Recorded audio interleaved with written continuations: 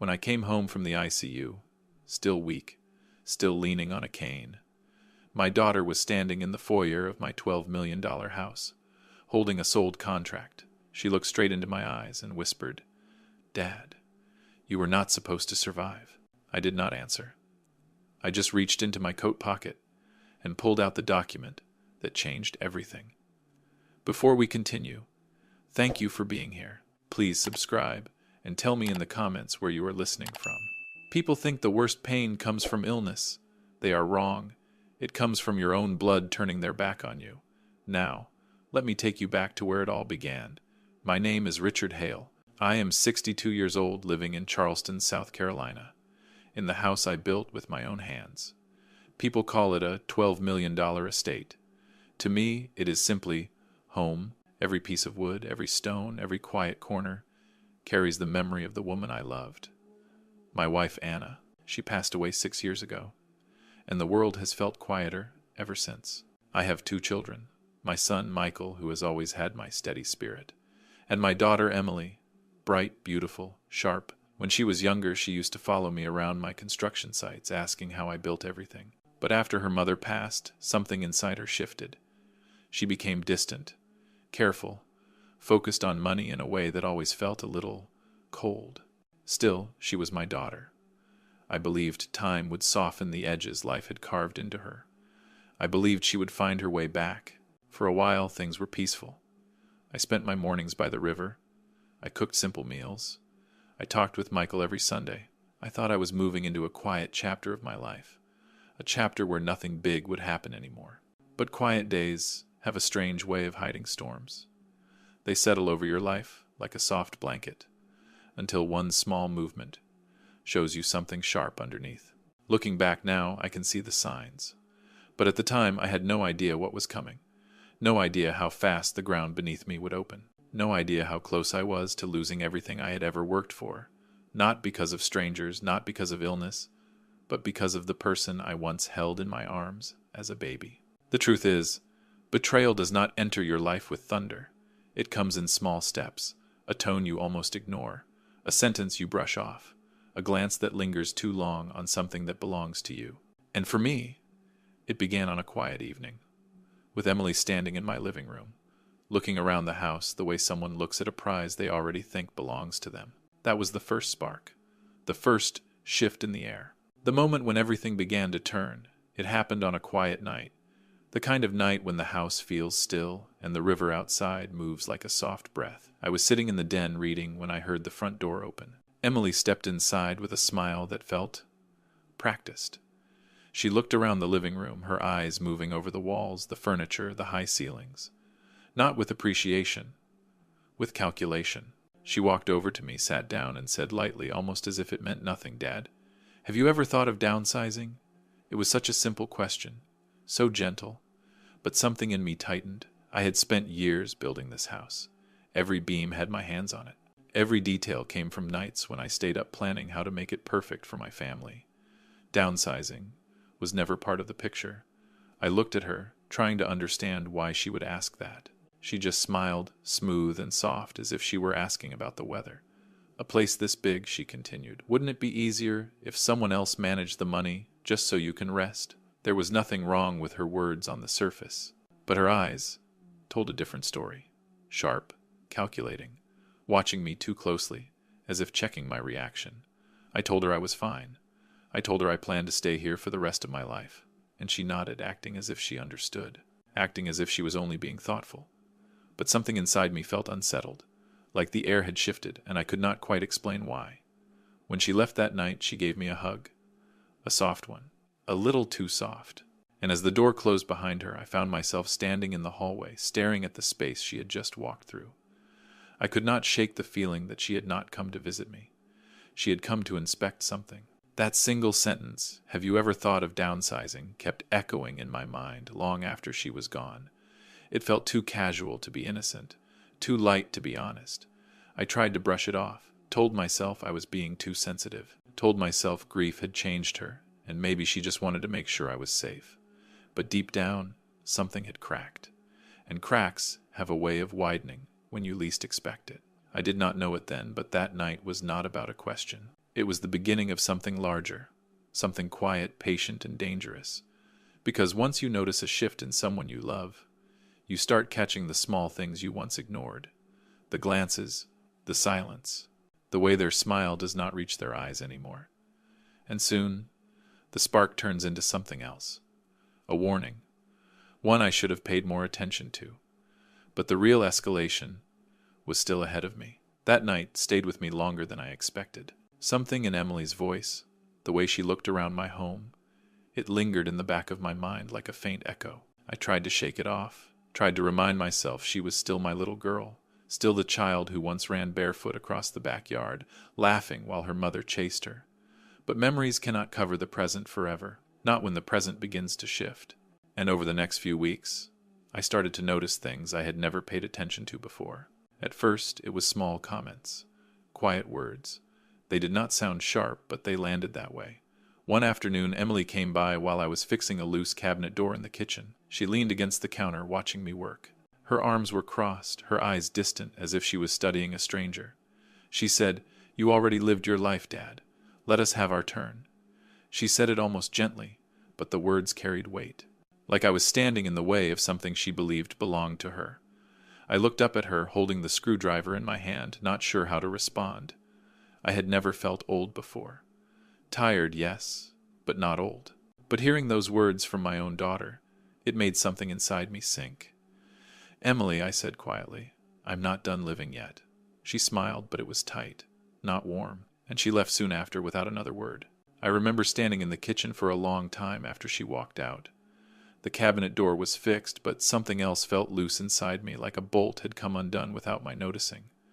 Then came the actions. They were small at first, then bigger, then impossible to ignore. One Saturday morning I was coming downstairs when I heard voices in the living room. I thought Michael might have stopped by, but when I walked in I froze. Emily and her husband Daniel were standing in the center of the room, holding measuring tapes, measuring the length of the walls, discussing furniture placement, talking about opening the space. They did not see me at first, and for a moment I just watched them. My own daughter, planning something I was not even part of. When I stepped forward, they startled. Emily let out a nervous laugh. "Oh, Dad," she said. "Too sweet, too quick. We were just, planning ahead." "Planning what?" I asked. She shrugged as if the answer did not matter. Daniel avoided my eyes. There was a strange chill in the room, one I could not shake off. Something felt wrong, deeply wrong, like I had walked into a conversation not meant for me, even though it was happening in my own house. They left soon after, claiming they had other errands. But that image stayed in my mind, my daughter measuring the walls of a home that was still mine. After that day, the pressure began. I would walk into my office and find real estate flyers on my desk, pictures of smaller homes, retirement communities, articles about simplifying life. At first I thought she had dropped them by accident, but the flyers kept coming. Always neatly placed, always waiting for me. One morning I found a brochure about property taxes slipped under my coffee mug, as if she wanted to remind me how burdensome this place could be. I picked it up, walked into the hallway, and asked her, "Emily, why do you keep bringing these here?" She looked at me with a calm, cold smile. "Dad, I'm just trying to help. You cannot handle a place this big forever. It's time to think about the future." "This is still my home," I said, softly but firmly. And her smile widened just a little. For now, for now. 2 simple words, but they felt like a door closing somewhere. I wish that was the worst of it. But things kept unfolding, layer by layer. Like she had a plan. She was slowly moving forward, waiting for the right moment. Then came the night everything changed. It was late, almost midnight. I had been feeling strange all day, dizzy, tired, lightheaded. I thought it was nothing, maybe just dehydration. But in the bathroom the world suddenly tilted. I felt a sharp pain in my stomach, and the next thing I knew, I was on the cold floor, unable to move, unable to speak. I heard footsteps.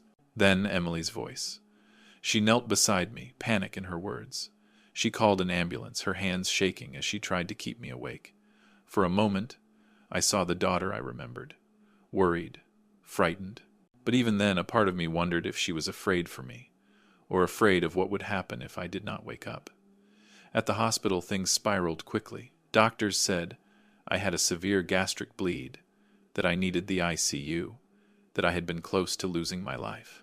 Emily stood in the corner, silent, her eyes fixed on the doctor as he explained my condition. Then, when she thought I was asleep, she leaned toward him and asked quietly, "If something happens, who handles the estate?" The words cut through me, not because of what she asked, but because of when she asked it. It was too soon, too cold, too prepared. But the worst betrayal happened when I was unconscious. While I was in the ICU, drifting in and out of awareness, Emily told the hospital that I was not mentally capable. She said I was confused. She said I could not make decisions for myself. And she tried to obtain temporary authority over my estate, my home, my life's work, and I had no idea. When I woke, she was smiling at me, gentle, caring, as if nothing had happened, as if she had not just tried to step into my place while I was still breathing. Looking back now, I realize that betrayal does not always scream. Sometimes it whispers. Sometimes it smiles. Sometimes it pretends to hold your hand while quietly pulling something from your pocket. The signs had been there. The comments, the actions, the pressure, the questions about the future. But nothing prepared me for the truth, waiting on the other side of that hospital room. Nothing prepared me for the moment when I would learn exactly how far my own daughter had gone, and how close I had come to losing everything. And the truth did not come from Emily. It came from a stranger, someone who had nothing to gain and nothing to lose, someone who saw what my own daughter tried to hide. And that moment changed everything. I had always believed that truth arrives through the people closest to you. But in my case, it came from someone who barely knew my name. A few days into my stay in the ICU, when the machines around me had stopped beeping so urgently and my mind felt clearer, I began noticing a woman who cleaned the hallway outside my room every morning. Her name tag read Rosa. She always greeted me with a soft smile, sometimes pausing for a moment just to ask if I needed an extra blanket or if I wanted the lights dimmed. Small things, kind things. On the morning everything changed, she stepped into my room with a look I had never seen on her face, worried, tense, almost frightened. She adjusted the trash bin, wiped a counter, then leaned closer as if she were checking the monitors. "Mr. Hale," she whispered, "I need to tell you something, but you must stay calm." My heart slowed. I nodded. She glanced at the doorway, making sure no one was listening. Then she said, "Your daughter. She was outside your room last night. She was on the phone. I heard her. I felt my breath catch." "What did she say?" I asked quietly. Rosa hesitated, her voice dropping even lower. She said, "You would be gone in a week, and that the house needed to close before that." For a moment the room felt too small. My hands went numb. It was as if the air had turned thick enough to choke on. I stared at her, trying to process her words. My daughter, planning the sale of my home, while assuming I would not survive long enough to stop her. Rosa's eyes softened. "I'm sorry. I did not want to believe what I heard. But it didn't sound like worry. It sounded like preparation." Something inside me shifted. Not anger, not sadness. Just a cold, steady clarity like a door had opened, revealing everything I had tried not to see. Rosa went to the charge nurse. The nurse went to the attending physician. And within an hour, the doctor came into my room holding a tablet, his expression serious. "Mr. Hale," he said, "we reviewed your charts, your responses, and the footage from the past few days. You are fully conscious, fully coherent, and fully capable of making your own decisions." He turned the screen toward me. There was security footage, me speaking clearly to staff, answering questions, asking for water, adjusting my position, all with full awareness. And then he showed me something else. Documents. Documents sent from Emily to a lawyer. A purchase agreement for my $12 million home, waiting only for my signature. Except it wasn't mine. The signature looked like mine, but the curves were wrong, the pressure uneven, the slant different. A forgery. My hand trembled slightly as I stared at it, not because of the document itself, but because of what it meant. She had already planned everything. She had sent the papers. She had tried to take control of the estate. She had acted as if I were already gone. The doctor placed a gentle hand on my shoulder. "You're not alone," he said. "We will protect your rights, but you need a lawyer. Someone you trust." I nodded slowly, the weight of everything settling into my chest. In that moment I understood something simple but devastating. Emily hadn't just overstepped. She had crossed a line so quietly, so carefully, that I almost didn't see it. But now, the truth was in front of me, and once you see it, you cannot unsee it. I lay back against the pillows, staring at the ceiling, letting the reality wash over me. The betrayal was deeper than I imagined, but so was the clarity. I knew what I had to do next. Not fight her, not confront her, not yet, because if she believed I was weak, then weakness would become my greatest weapon. And from that quiet, cold moment in the hospital bed, my plan began. Lying in that hospital bed with the truth finally uncovered, something inside me settled.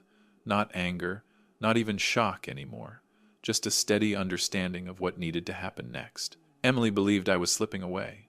She believed she had won, and if that was the picture she wanted to see, then I would let her see it. I started by softening my voice whenever she visited. I moved slower, asked for help more often, let my hands tremble just a little. I watched the way her eyes brightened each time I seemed weaker. She thought it meant control. She thought it meant time was running out. But in silence, I was building something she could not see. The doctor helped write a note in my file saying I was recovering slowly. Nothing false, just enough to keep Emily comfortable in her assumptions. Meanwhile, after one quiet conversation with him, he connected me with someone who could help me take the next step. That's how I met attorney Jonathan Pierce. Jonathan walked into my room one afternoon with a calm confidence, the kind that comes from years of seeing people try to outsmart the law. He sat beside my bed, opened a folder, and said, "I'm here to protect your home, your estate, and your peace. We'll move carefully." And we did. Together, we started gathering everything that showed what Emily had done. He pulled the email she had sent to the lawyer. He obtained the draft of the forged contract. He recorded the doctor's statements, confirming my clarity. He documented the moment she tried to claim I was not mentally capable. Every piece was laid out carefully, each one telling a part of the truth she tried to hide. Then Jonathan said something that stayed with me. "Don't confront her. She's expecting that. She's prepared for it. But she's not prepared for silence." So I stayed quiet. And I prepared. With Jonathan's help, I transferred the ownership of my house into a trust that removed Emily as a beneficiary. The estate was no longer something she could reach, no longer something she could manipulate, no longer hers to imagine inheriting. While paperwork was being finalized, the hospital arranged for an early discharge. Not public, not announced, quiet, controlled, the kind of discharge no one outside the staff would know about. As I left the ICU, Rosa caught my hand. "Be careful," she said softly. "Some people hide their intentions behind sweet voices." I thanked her. She had seen what I tried to pretend wasn't there. From the hospital, I didn't go home right away. I met with a small security firm, one Jonathan recommended. Men who understood discretion, who knew how to remain invisible while protecting a property. They moved into place before I even stepped foot on my driveway. Then, on a cool morning, cane in hand, but strength returning quietly beneath the surface, I went home. No warning, no call, no message to Emily. It was better that way, because surprises reveal the truth faster than questions ever could. As the car pulled up to my gate, I looked at the house I had built with my own hands. The house that had once been filled with warmth, laughter, and the sound of my wife's voice echoing through the halls. Now it felt quieter, heavier, but it was still mine. Walking through the front door, I felt a slow breath leave my chest. Not relief, not yet, but something close to acceptance. I had spent my whole life taking care of others, my family, my workers, anyone who needed help. And now, for the first time, I was taking care of something else. The truth. And Emily had no idea I was standing there alive, aware, and carrying everything she thought she had hidden. She believed she had played her final card. But she forgot. I had a few cards of my own. And the moment she saw me standing in that foyer, stronger than she expected, everything would begin to shift. Because she had spent weeks preparing for my absence. She never prepared for my return. I didn't sleep that night. After the will was read, after the room froze, after breaths caught like broken glass, I walked away from the table, letting my children stand there with their forced smiles and trembling hands. I could still hear the lawyer's voice echoing behind me. As of today, Daniel transfers full operational control of the $40 million trust and all company voting rights to Maya, effective immediately. A silence followed, the kind that tells you everything is about to break. By morning, that silence had turned into something far louder. It started with a soft knock on my guest room door, polite practice, too gentle to be real. When I opened it, my son Kevin stood there, wearing the expression of a man trying desperately to stay polite for the sake of not losing everything. "Dad," he said, rubbing his thumb against the inside of his palm, "we should talk about yesterday." "About the will," I replied, keeping my voice calm. His eyes flickered. That was all it took. The crack behind his smile widened. "Yeah, about the will." We walked into the hallway, and for the first time, I saw it.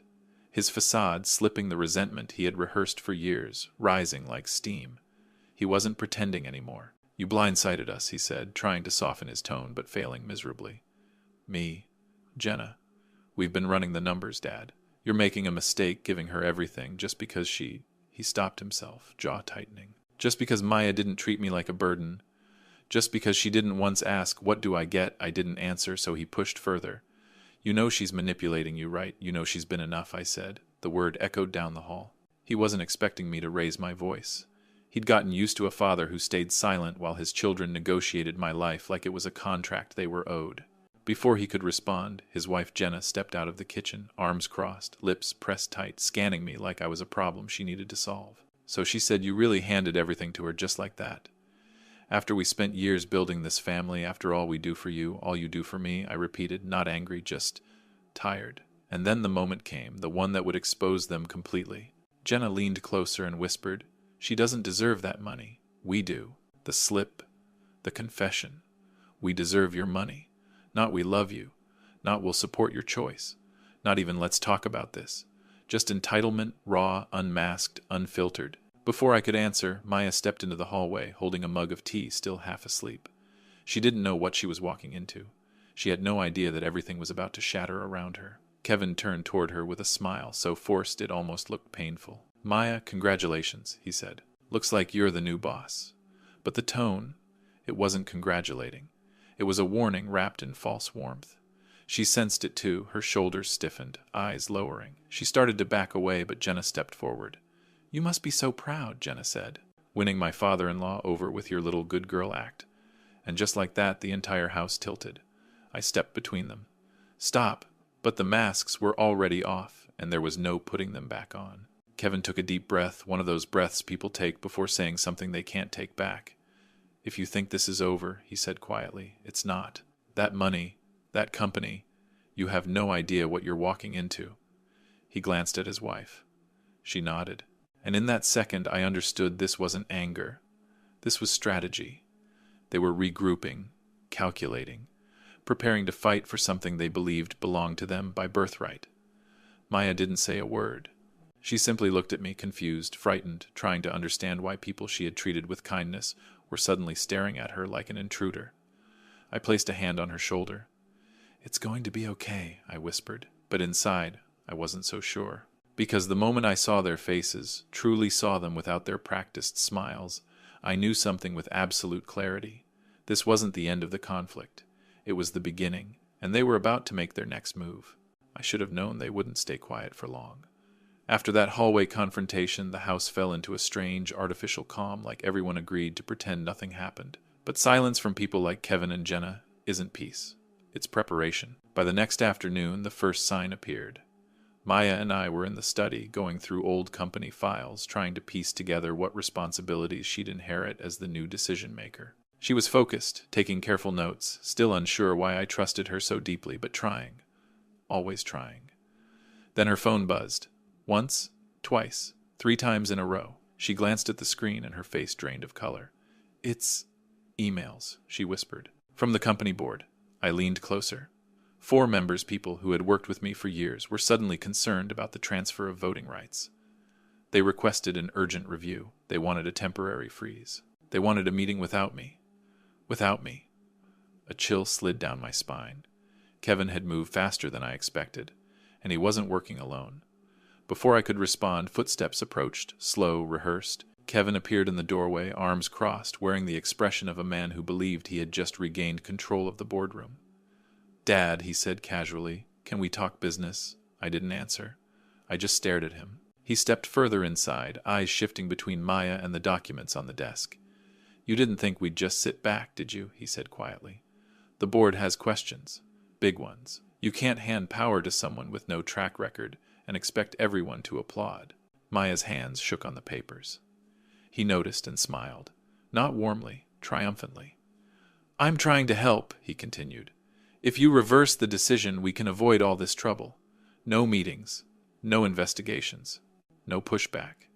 There it was, the offer that wasn't an offer. I kept my voice steady. I'm not reversing anything. Kevin's expression hardened, just for a second, but long enough. Then you'd better be ready, he said, because this is only phase 1. He left without waiting for a reply. Maya sat still for a long moment, breathing slowly, like she was trying to anchor herself. Then she looked at me, really looked at me. Why are they doing this? She whispered. I didn't sugarcoat it. Because the moment you were chosen, they realized they couldn't control you. Outside the study window, the sky was turning, a heavy, gray, quiet, tense waiting. Just like them, they had made their first move, and it wouldn't be their last. Kevin's warning echoed long after he left the study, settling in the air like a challenge neither of us could ignore. And as the gray sky outside deepened, I realized something else. If they were confident enough to pressure the board, then they were confident enough to attack from another angle. Kevin never relied on a single plan. He always layered his moves, one feeding the next. It didn't take long for the second strike to arrive. That evening, Maya and I sat down at the kitchen table quietly, going over the emails again, searching for what Kevin wasn't saying. She was calmer now, more focused, like she'd made a private decision not to back down. I admired that. Her strength wasn't loud, it was steady, the kind that only grows under pressure. Then the intercom buzzed. I frowned. I'm not expecting anyone. A security guard's voice came through, tense and unsure. Sir, there's someone here asking for you. Says it's urgent. Before I could ask who it was, the guard added, It's Miss Ellison from the bank. The bank. My pulse tightened. Maya and I exchanged a look before we walked to the foyer. When the door opened there, she was professional suit, small briefcase, polite smile. But her eyes held the same kind of tension as the guard's voice. Mr. Hale, she said softly, I'm afraid we need to discuss some activity on your accounts. Of course, Kevin would go after the money. We invited her in and she laid out the papers on the living room table. Multiple withdrawal attempts. Suspicious transfers flagged within the past hour. Someone trying to move large sums tied directly to our holding company. But the detail that hit hardest was this. The requests were submitted using your son's authorization codes. Maya stiffened. I closed my eyes for a moment. Kevin wasn't just posturing anymore. He was accelerating. The banker cleared her throat, lowering her voice. Because of your long-standing relationship with the institution, I froze the transactions. But I can only hold them briefly, without formal confirmation from you. I signed quickly, decisively. And when she left, the house fell into a heavy silence. Maya broke it first. He's trying to corner us, she said quietly. If he can't stop the power transfer, he'll weaken the finances. Make the board see you as unstable. Force them to question every decision. She was right. This wasn't about money. It was about credibility, control, narrative. Kevin wanted to show the world I was slipping and that he was the only one capable of taking charge. But he underestimated two things. First, the strength I'd regained. And second, the daughter who stood beside me, no longer uncertain, no longer doubting her place. As I looked at Maya, I realized something important. They thought they were pushing us into a corner. But they were pushing us into position. And when people push too hard, they don't notice what's building right behind them. In the days that followed, my home felt different. Not heavier, not darker, just quieter. The kind of quiet that settles when a storm finally moves on, leaving the air clean, even if the ground is still wet. I spent my mornings on the back porch, watching the river move with that slow, steady rhythm I had always loved. For the first time in a long while, I could breathe without wondering who was waiting to take something from me. Michael visited often. He didn't bring big speeches or judgment. He just sat with me, shared coffee, and let me talk when I felt ready. Sometimes we didn't talk at all. Sometimes silence says more than any words. As for Emily, I kept my distance. Not out of anger, out of clarity. Some wounds don't heal on a timetable. Some people need time to face the mirror before they can face anyone else. I didn't want revenge to follow me into the rest of my life. So I let the law do what the law does. And I let myself move forward. The house, my house, stood exactly where it had always stood. Strong, solid, untouched. But its meaning changed. It was no longer just the place I built with my hands. It became the place where I finally learned that protecting your heart is just as important as protecting your home. Family can break you, but they can also teach you what loyalty should look like. And now, when I lock the front door at night, I do it with peace in my chest. Not fear, not bitterness, just peace. Thank you for listening to my story. If you were standing in my shoes, would you open the door for her again one day? Tell me in the comments. And if you want more stories like this, please like, share, and subscribe. There are many stories inside quiet homes. Sometimes they're louder than we think.